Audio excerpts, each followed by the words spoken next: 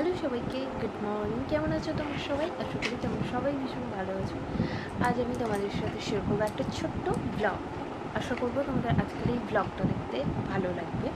আমি কি করি না করি সেটাই আমি তোমাদের সাথে শেয়ার করবো। এখানে আমি কখনোই সেরকমভাবে ব্লগ শেয়ার করি না বা ব্লগ করি না। ভাবলাম যে কেন ব্লগ করা যাক। চল, আজকে আমি বাড়িতে আছি, তোমাদের সাথে ব্লগ করবো। আশা করবো তোমাদের আজকের ব্লগটা দেখতে ভালো লাগবে। আর এখানে কিন্তু পাশে খেলছে, ওকে আমি দেখাবো আমার ভিডিওটা। তো চলো এখন থেকে ভিডিওটা স্টার্ট করা যায়। আশা করবো আজকের ভিডিওটা তোমাদের ভালো লাগবে।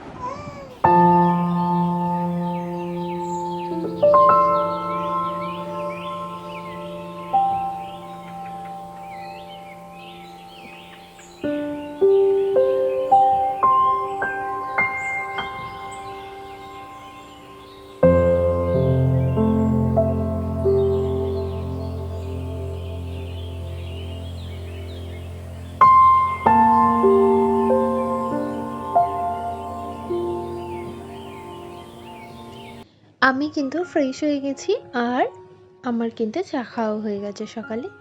এবারে আমি আমার ঘরটাকে পরিষ্কার করব আর আমার সোনাকেও ফ্রেশ করাবো।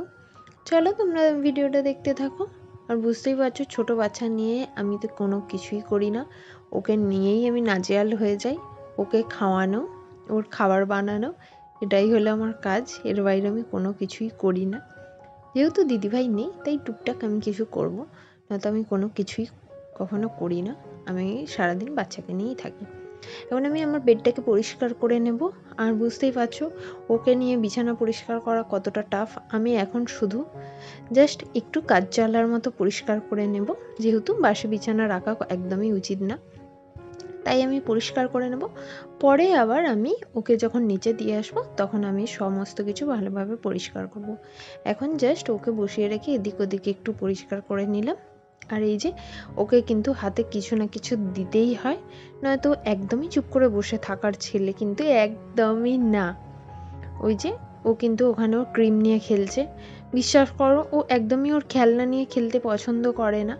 এই যে ওর খেলনাগুলো আমি একটা এই ব্যাগের মধ্যে ভরে রাখি, কারণ এগুলো ছড়িয়ে ছিটিয়ে চারিদিকে থাকে, একদম ভালো লাগে না আমার। তাই জন্য আমি কি করি, রাতে যখন ঘুমানোর সময় আমি ব্যাগের মধ্যে সবগুলো ভরে রেখে দিই। পরের দিন সকালে আবার বার করে দিই, আবার সারাদিন খেলতে থাকে, তারপরে আবার রাতে ভরে দিই। এই যে ও কিন্তু খেলনা নিয়ে খেলতে অতটাও পছন্দ করে না। ও থালা বাটি গ্লাস, আমাদের সমস্ত খাওয়ার জিনিস এইসব নিয়ে ও টানাটানি করতে থাকে আর খেলতে থাকে। এগুলো নিয়ে ও খানিকক্ষণ খেলে, তারপরে কিন্তু আর খেলতে চায় না। ওর এগুলো আর ভালো লাগে না, তখন কিন্তু ওর অন্য অন্য জিনিস প্রয়োজন হয়ে পড়ে। চলো এবার ওকে আমি ফ্রেশ করিয়ে দেব, আর তারপরে আমার যা যা টুকিটাকি কাজ আছে সেগুলো করব। তোমরা ভিডিওটা দেখতে থাকো। ওকে রাতের ড্রেসটা চেঞ্জ করিয়ে দিলাম। এবার কিন্তু ওকে আমি খাওয়াবো, আর সেটা আরও একটা বড় কাজ। এবার আমাকে 1 ঘন্টা ওর পিছনে দিতে হবে, কারণ ও খেতে 1 ঘন্টা টাইম নেবে, তাও কিন্তু পেট ভরে খাবে না। তো এবার আমি ওর খাবারটা বানিয়ে ওকে খাওয়াবো। আর ততক্ষণ আমি ওকে খেলনাগুলো বার করে দিয়েছি।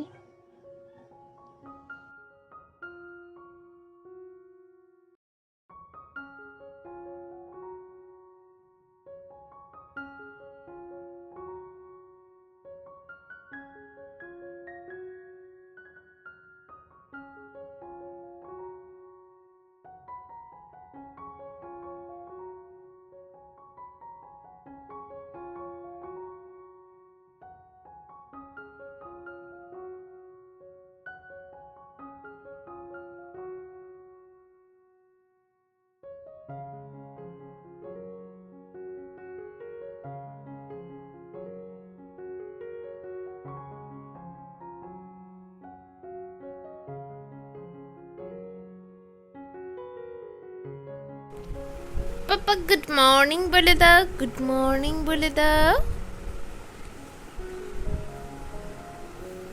গুড মর্নিং বলে দাও। তোমার কি ব্রেকফাস্ট হয়ে গেছে? তোমার ব্রেকফাস্ট হয়ে গেছে মাম্মা? আচ্ছা ঠিক আছে। ও এখন ঘুরতে যাবে বলে বায়না করছে। ঠিক আছে, দাও তোমার ফিশ। দেবে না, দেবে না, আচ্ছা বাই বাই করে দাও, বাই বাই। ওকে ব্রেকফাস্ট করিয়ে ফ্রেশ করিয়ে আমি কিন্তু নিচে দিয়ে চলে এসেছি। এবার উপরে আমি আমার সমস্ত কাজগুলো গুছিয়ে নিয়ে একেবারে নিচে যাব। বললামই তোমাদেরকে যে বাড়িতে যেহেতু কাজ হচ্ছে চারিদিকে ভীষণ নোংরা হয়ে আছে, কিন্তু কিছু করার নেই। যতদিন পর্যন্ত না বাড়ির সমস্ত কাজ কমপ্লিট হচ্ছে ততদিন তো এরকম থাকবেই, এটা সবারই হয়ে থাকে। তাই আমি একটু হালকা করে ঝাড়ু দিয়ে নিলাম, কারণ একটু পরেই কিন্তু আবার কাজ শুরু হয়ে যাবে। তাই এখন আমি ঘরবাড়ি কিছুই মোছামুছি করে লাভ নেই, আর আমি শুধু একটুখানি ঘর ঝাড় দিয়ে নিলাম। এরপর আমি নিচে চলে যাব। আর আজকে যেহেতু আমাদের চিকেন হচ্ছিল, তাই মাকে বললাম যে ঠিক আছে, ছেলেটা যেহেতু আমাকে আজকে ডিস্টার্ব করছে না, তাই আমি একটু চিকেনটা রান্না করি। অনেক দিন যেহেতু রান্না করি না, তাই আজকে এরকম জাল জাল লাল লাল করে চিকেন বানাচ্ছিলাম। আর এই যে দেখো এরকম কিন্তু দেখতে হয়েছে। এরপরে আমি রান্নাটা কমপ্লিট করে নেব। আর বাদবাকি সমস্ত রান্না কিন্তু মা করে ফেলেছে, শুধু চিকেনটাই হতে বাকি ছিল, তাই আমি চিকেনটা করে নিচ্ছিলাম। আর আমার ছেলে কিন্তু এখন বাইরে ঘুরে বেড়াচ্ছে, একটু পরেই এসে যাবে, তোমরা ভিডিওতে দেখতে পাবে। তাই আমি জলদি তাড়াতাড়ি করে রান্নাটা কমপ্লিট করে নিচ্ছিলাম, যাতে ও আসার আগেই আমার রান্নাটা হয়ে যায়, কারণ ও এসে গেলে আমাকে আর কিছুই করতে দেবে না। আর আমার এখানে রান্না মোটামুটি হয়েই এসেছে, গরম মশলাও দিয়ে দিচ্ছিলাম, রান্না হয়েই গেছে। এরপরে কি করি চল তোমাদের সাথে শেয়ার করব।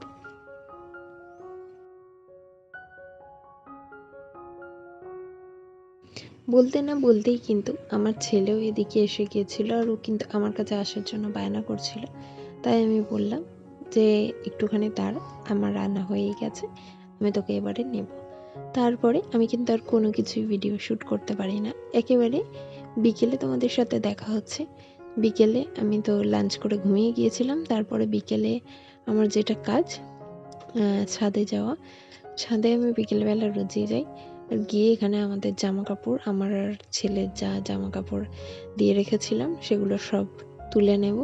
আমি জামা কাপড় আমাদের শেডের মধ্যেই দিই, ডিরেক্ট ছাদে দিই না, ভীষণ রোদ, আর মাঝখানে তো আর ছাদে আসা হয় না, তাই আমি শেডের মধ্যেই দিই। এখানে গরমের তাপে ভালো মতো শুকনো হয়ে যায়, আর জামা কাপড় ফেড হয়ে যাওয়ার চান্সটাও থাকে না। আমরা জামা কাপড় শেডের মধ্যেই দিয়ে থাকি, আর কিছু ভারী জিনিস হলে তবেই ছাদের মধ্যে দিই। আর এই যে বিকেলের পরিবেশটা কিন্তু খুব সুন্দর লাগে। আগে আমাদের অনেক গাছ ছিল ছাদে, এখন সেরকমভাবে কোনো গাছ নেই। শীতকালটাতে পুরো ছাদ ভর্তি ফুলের গাছ লাগানো থাকে, কখনো তোমাদের সাথে শেয়ার করব নিশ্চয়ই। আর এই যে গ্রামের পরিবেশটা তো দেখতে ভালোই লাগে। আর কয়েকটা দিনই এখানে আছি, তারপরে আবারও সেই হায়দ্রাবাদের ব্লগ তোমাদের সাথে শেয়ার করব। তাই ভাবলাম এই ভিডিওটা বানানোই থাক, কখনো না কখনো তো আমি নিজেও চালিয়ে দেখতে পারবো, আর ভিডিওটাও আমার ইউটিউবের চ্যানেলে থেকে যাবে।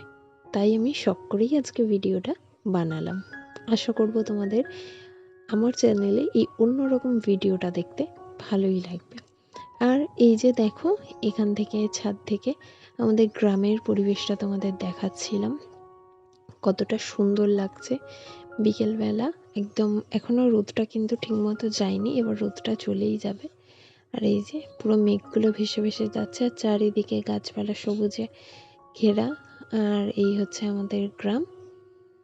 আর এই যে দেখো দূরে কিন্তু আমাদের পাখির বাড়ি, আর আমাদের আরও একটা বাড়ি দেখা যাচ্ছে। পরে কখনো না হয় তোমাদের সাথে সেগুলো শেয়ার করব, আমাদের পাখির বাড়ি।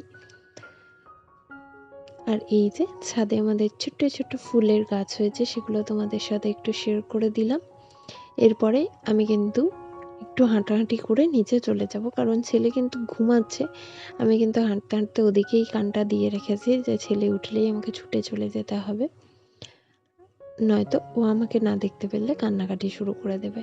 এখানে আমি ছাদে একটু হাঁটাহাঁটি করে নিচে চলে যাব। এবার আমার ছেলে ওঠার সময়ও হয়ে গেছে। আজকের এই ভিডিওটা তোমাদের কেমন লাগলো অবশ্যই আমাকে নিচে কমেন্ট করে জানিও।